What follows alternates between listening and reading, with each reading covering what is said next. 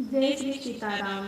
हर हर महादेव। आइए आप लोगों को एक बहुत ही अच्छा कजरी गीत सुनाते हैं, जो एक पत्नी अपने पति से कहती है कि सावन आने वाला है और हमको आप एक साड़ी ला दो, क्योंकि सावन में हर रोज़ सब लोग नई नई साड़ी पहनते हैं और हम भी पहनेंगे।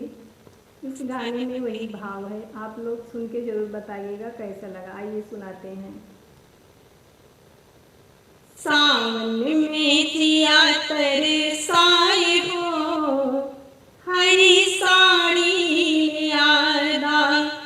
सावन में जिया तरसाए हो, हरी साड़ी यादा। साड़ी यादा, हरी साड़ी यादा। साड़ी यादा, हरी साड़ी यादा। सावन में जिया तरसाए हो, हरी साड़ी यादा। सासों के हरियर, गोतनियों के हरियर। सासों के हरियर, गोतनियों के हरियर। हमहू के हरियर लियाइदा, हरी साड़ी लियादा। हमहू के हरियर लियाइदा, हरी साड़ी लियादा। सावन में जिया तरसाए हो, हरी साड़ी लियादा। हरी हरी साड़ी हो, हरी हरी चूड़ी। हरी हरी साड़ी हो, हरी हरी चूड़ी।